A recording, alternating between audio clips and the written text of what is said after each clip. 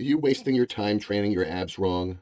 Up to 70 to 80% of gym goers perform abdominal exercises with poor form or ineffective programming. A lot of people train abs differently than they would train any other muscle group. In reality, it is exactly the same as every other muscle and should be trained in the same ways. Training just doing a certain amount of time in a plank every morning or doing 100 crunches or having an entire training session dedicated to abs. Do the top pro bodybuilders get a big chest by doing 100 push-ups every morning? No. Why do you train your abs? Most people at the gym train abs thinking it will make their waist smaller. Ab training will not get you a smaller waist. There is no possible way bigger muscles can get you a smaller anything. It is actually quite the opposite. Ab training makes your abs physically larger. Your obliques, which are the muscles on the sides of your abs, can also be trained to become larger, and that will make your abs and obliques and your whole core stand out a bit more at every body fat level, but only a very small margin. When you make a muscle bigger, the area becomes bigger. When that muscle's on your waist will get bigger, but only by a little. If you're 20% body fat, you're not going to have visible abs no matter how big they get because the abdominals don't get that big, and the fat will be more visible than the abdominals that they are covering. Training abs has no spot reduction effect, which means that ab training doesn't really burn a whole lot of fat. Ab training doesn't cost you many calories compared to just walking around more. It's not a good way to burn calories either, so ab training will not get you less fat on your abs at any given body fat level. If you have a 1-inch layer of fat over your abs can look like Superman's abs underneath it, and it won't matter. If you're 20% body fat, you're not going to have visible abs no matter how big they get because the abdominals don't get that big, and the fat will be more visible than the abdominals that they are covering. Training abs has no spot reduction effect, which means that ab training doesn't really burn a whole lot of fat.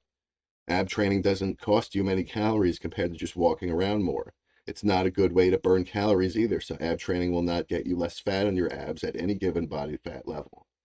If you have a 1-inch layer of fat over your abs can look like Superman's abs underneath it, and it won't matter. It takes years of intense ab training to see a noticeable difference. Train your abs like every other muscle group with standard hypertrophy approaches. 1.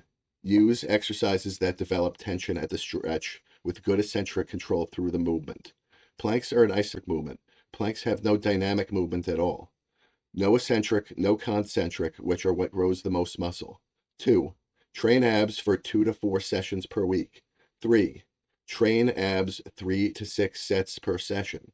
4. Use 5 to 30 reps per set. 5.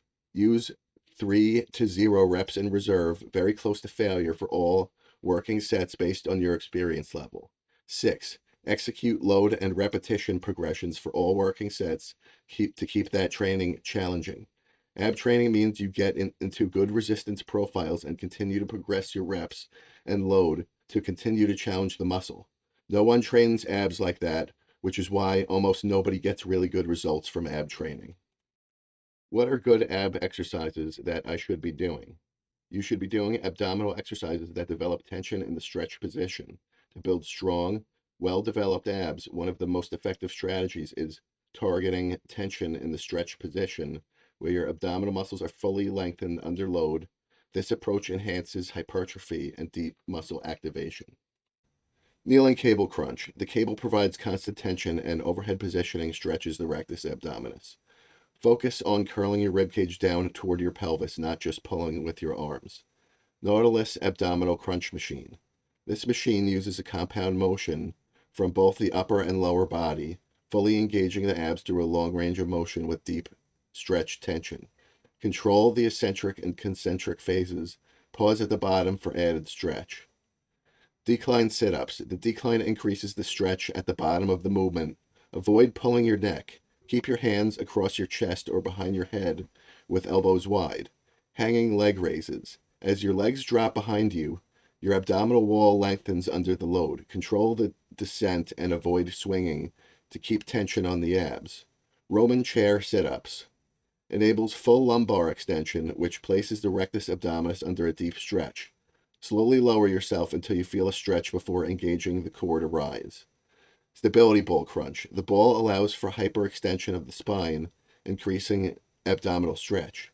Keep tension throughout the movement and avoid resting at the top. Ab rollouts. Places your abs in a fully lengthened state during the rollout. Engage your glutes and avoid hyperextending your lower back for safety and maximum tension. Ab coaster. Unlike many ab machines, the ab coaster uses a curved track that forces your abs to contract from a stretched position. As you bring your knees up, the arc path creates continuous tension from bottom to top. Lean forward slightly and contract your core throughout the entire movement. Don't let momentum take over. Slow and controlled is key. For coaching, consultations, and discount codes, please visit www.showhorsefitness.com. Book your spot today. I can help you lose fat, gain muscle, optimize your hormones, nutrition, blood work, and health. Or send me an email, box@showhorsefitness.com.